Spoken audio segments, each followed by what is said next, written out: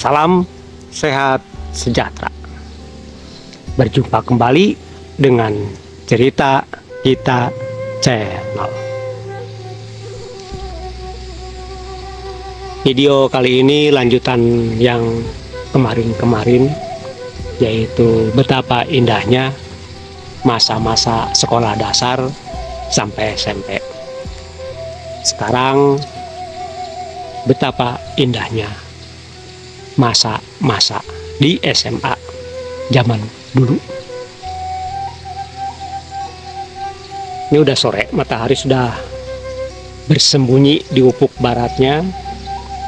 Posisi saya pun sekarang sedang di depan lumbung. Nah, ini lumbungnya deket gentong, ditemani sama si Emeng, tuh, si kucing hitam, si kumbang kecil.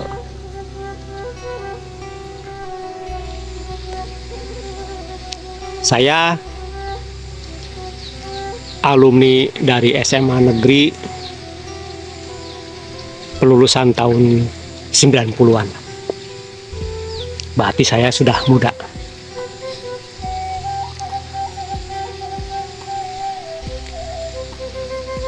Begitu masuk sekolah SMA, awal-awal kelas 1 pun masih ada yang namanya penataran P4.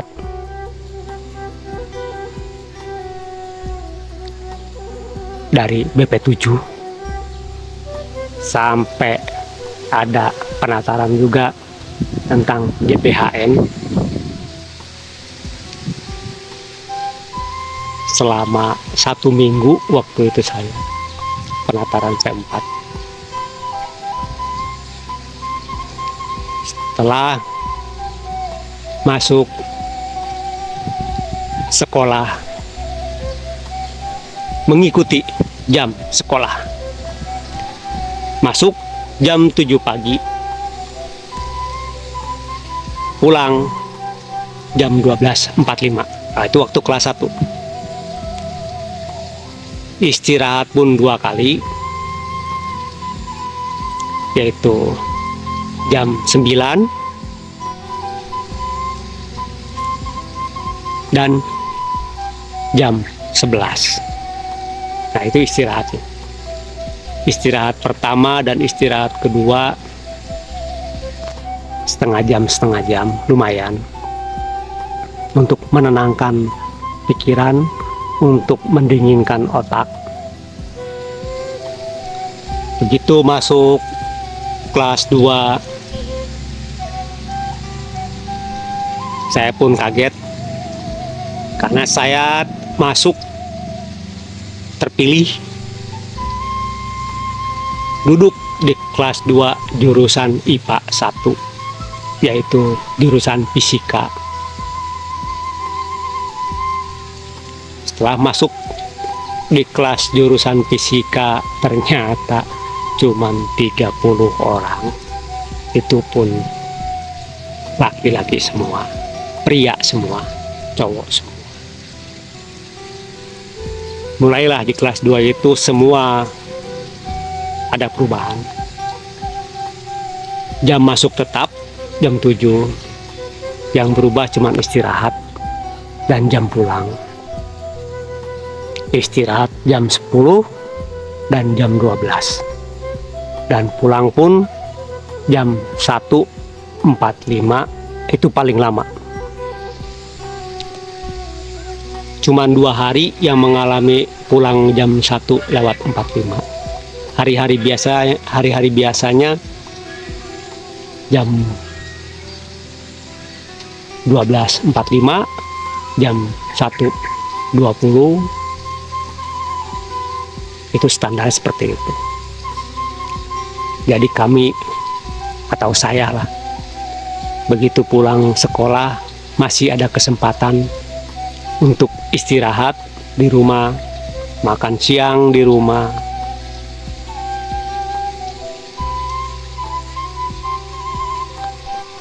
Jam 4 pun kadang-kadang saya nongkrong di lapangan bola.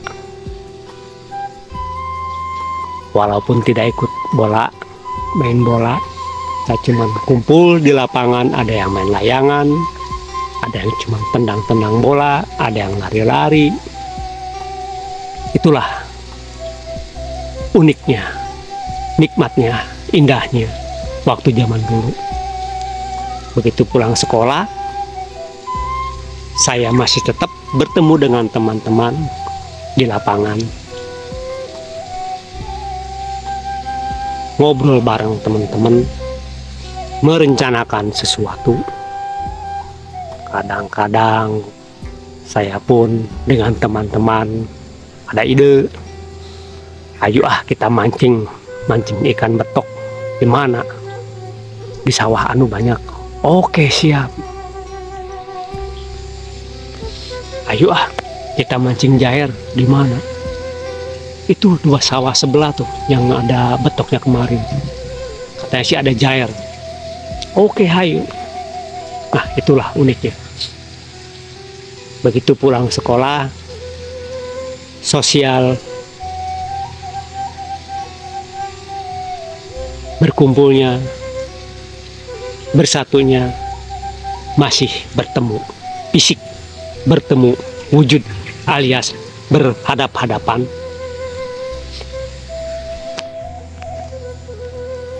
Begitu malam, kadang-kadang temen main ke rumah.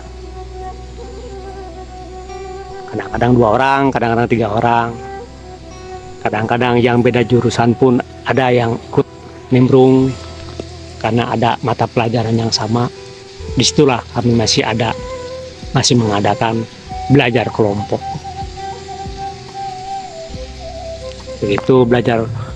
Begitu mengerjakan PR sudah selesai, begitu mengerjakan tugas-tugas sudah selesai, kami pun ngobrol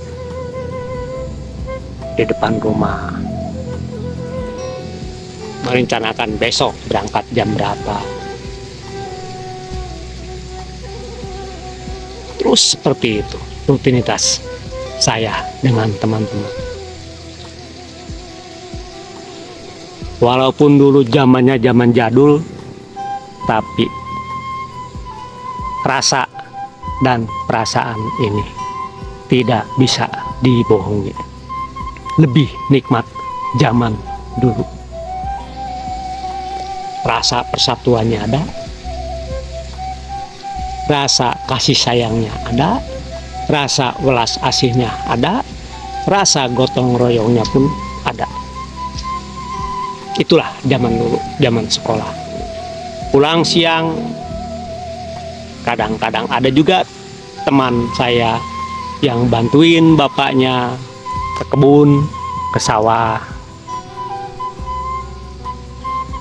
Mungkin juga ada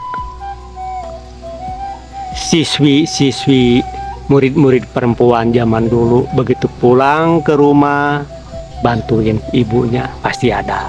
Bantuin ngepel, bantuin nyuci baju, nyuci piring, nyapu halaman.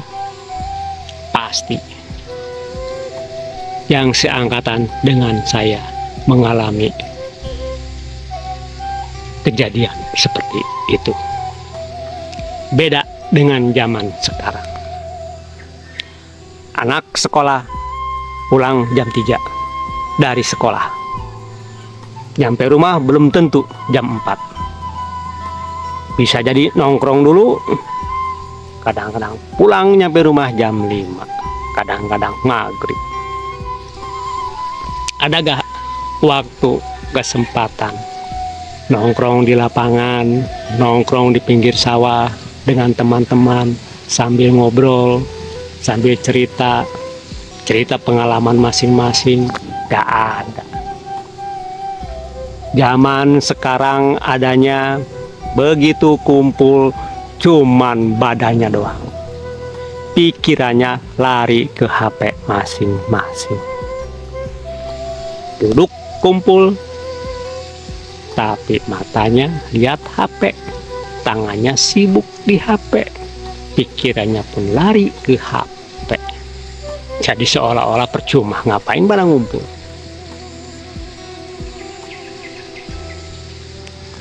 Kapan ngobrolnya? Kapan berbagi pengalamannya? Zaman sekarang istirahat sekolah, nongkrong di kantin, kumpul di kantin, jarang yang bahas tentang pelajaran tadi. Jarang yang bahas tentang pelajaran nanti gimana. Nongkrong di kantin cuman badannya doang. Matanya melototin HP.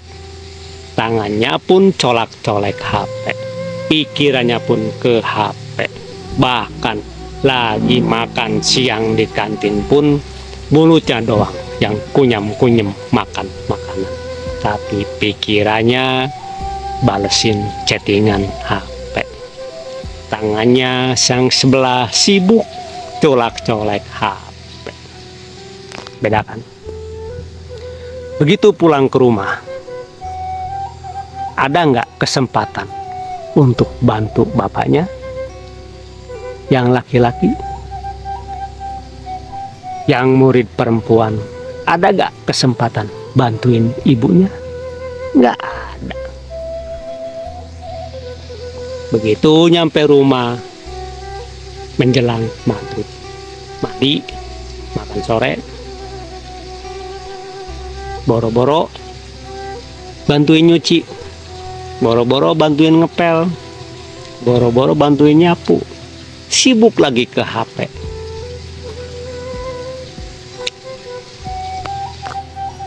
Sibuk bikin konten, sibuk chatting-chattingan, akhirnya lupa dengan belajar. Nah, itulah hanya sekelumit kisah sederhana di masa lalu dan zaman sekarang sangat amat beda sekali. Makanya jangan disalahkan anak-anak jika anak-anak mulai menjauh dengan kedua orang tuanya. Jangan salahkan anak-anak yang mulai menjauh dengan teman-temannya. Jangan salahkan anak-anak mulai menjauh dengan masyarakat di sekitar rumah kita. Saya yakin yang salah ini adalah kurikulum pendidikannya.